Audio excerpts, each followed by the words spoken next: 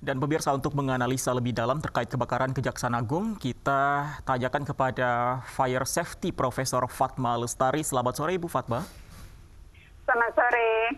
Ya Ibu Fatma, pada Sabtu lalu gedung Kejaksaan Agung yang cukup besar ini terbakar dengan sangat cepat sekali. Apakah ini memberikan indikasi bahwa tidak ada standar keamanan yang baik di dalam gedung tersebut, Bu Fatma?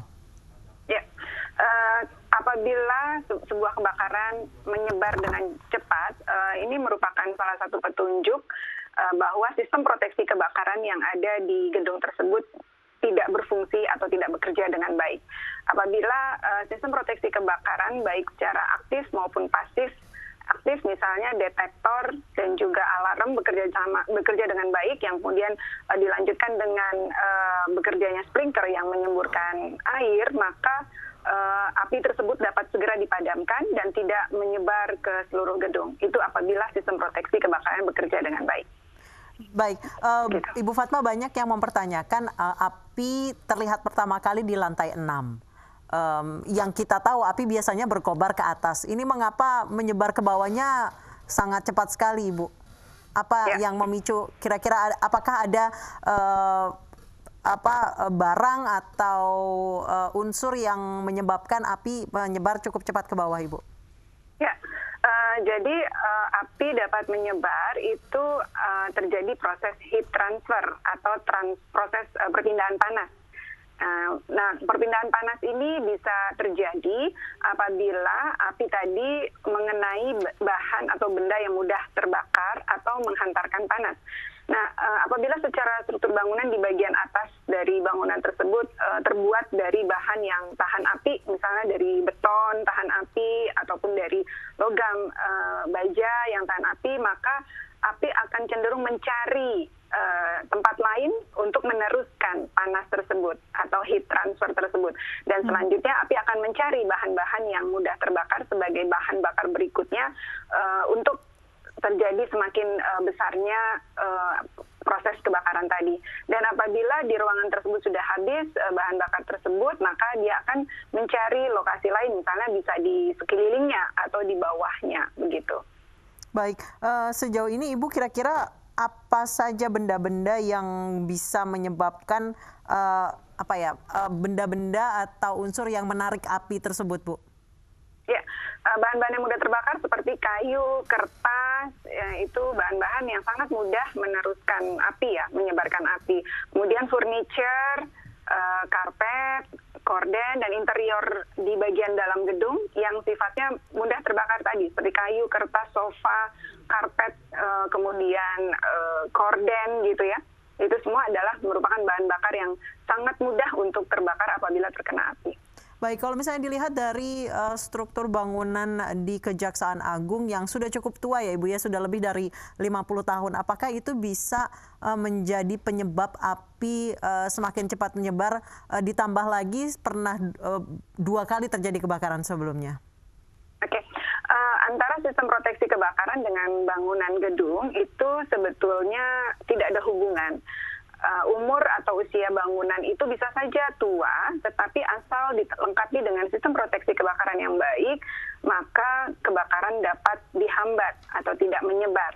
Banyak perpustakaan, kemudian museum yang juga bangunannya sudah tua, tetapi karena sistem proteksi kebakarannya baik, maka penyebaran api itu tidak terjadi, begitu. Baik, Ibu, di sini diketahui kebakaran terjadi selama 12 jam dengan menerjunkan 65 unit mobil pemadam kebakaran yang dikirim secara bertahap sebanyak 8 kali. Biasanya pada saat pertama pemadam kebakaran datang, itu yang akan dilakukan sentralisasi, Bu. Di Kejaksaan Agung ini apa yang kira-kira menyebabkan sentralisasi tidak sulit dilakukan hingga akhirnya seluruh gedung terbakar, Ibu? Ya, artinya begini, ada keterlambatan di dalam respons awal. Oke. Ya, sebetulnya api itu bisa menyebar dalam waktu yang cukup cepat. Ini banyak mungkin yang tidak diketahui oleh kita semua, bahwa dalam waktu kurang dari 8 menit, itu satu ruangan bisa terbakar habis apabila memang di dalam ruangan tersebut terdapat bahan-bahan yang mudah terbakar.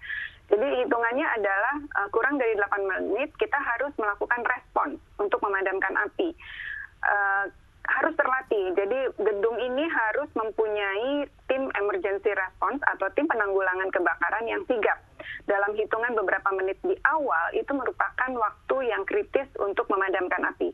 Karena apabila api sudah membesar, maka dia akan berkobar, dan apabila sistem proteksi kebakaran ini juga tidak bekerja, dan kemudian tidak ada juga yang secara manual dari tim penanggulangan kebakaran yang memadamkan api, maka api akan membesar, dan ketika sudah membesar maka akan lebih sulit untuk dikendalikan. Nah, saya mendengar bahwa ketika pada malam itu bahwa Dinas Pemadam Kebakaran itu baru mengetahui ketika ada warga yang melapor. Jadi tidak langsung komunikasi keadaan daruratnya itu langsung dari gedung Kejagung. Baik, padahal seharusnya ada early warning system yang langsung connect ke pemadam kebakaran ya Bu ya, untuk gedung pemerintahan sekelas Kejaksaan Agung ya Bu ya? Ya, idealnya memang seperti itu. Jadi ada yang otomatis terhubung apabila kalau ada alarm ataupun detektor kebakaran yang menyatakan bahwa situ ada kebakaran. Idealnya seperti itu. Atau paling tidak tim emergency response, tim penanggulangan keadaan darurat gedung mengetahui respon apa yang harus dilakukan pertama kali ketika terjadi kebakaran. Jadi ada pembagian tugas. Ada yang memadamkan dan ada yang menghubungi Dinas Pemadam Kebakaran. Sehingga tidak terjadi delay. Ya. Baik, Bu Fatma, kita memang masih menunggu hasil penyelidikan dari pihak berwenang. Pertanyaan besarnya sekarang adalah gedung ini dibakar atau terbakar. Apakah dari profesi Anda, apakah ada cara untuk membedakan bahwa antara gedung yang terbakar dengan gedung yang sengaja dibakar? Apakah ada hal-hal yang bisa dibaca seperti itu? Iya. Harus dilakukan investigasi. Nah, ketika dilakukan investigasi, dilakukan pengambilan sampel dari lokasi kejadian kebakaran, kemudian diperiksa di laboratorium. Apakah di situ ada jejak-jejak, misalnya kalau dibakar dengan menggunakan bensin ataupun dengan bahan-bahan mudah terbakar lainnya, hidrokarbon, maka akan ada jejak-jejak hidrokarbon di situ. Harus diperiksa di laboratorium. Tanpa itu kita tidak bisa menduga apakah sebuah kejadian kebakaran disebabkan oleh karena sengaja dibakar atau memang terbakar. Begitu, harus ada pemeriksaan lanjutan. Baik, Ibu Fatma, menurut informasi yang kami dapatkan bahwa memang sedang ada renovasi karpet atau wallpaper di lantai 6 gedung Kejaksaan Agung. Apakah ini yang menyebabkan ada senyawa hidrokarbon itu kemudian di lantai 6 yang kemudian membuatnya semakin cepat merambat ke lantai bawahnya? Ya, bisa jadi bisa seperti itu karena pemasangan karpet mungkin kan juga menggunakan lem yang mengandung pelarut ya. Pelarut ini umumnya juga adalah golongan dari hidrokarbon.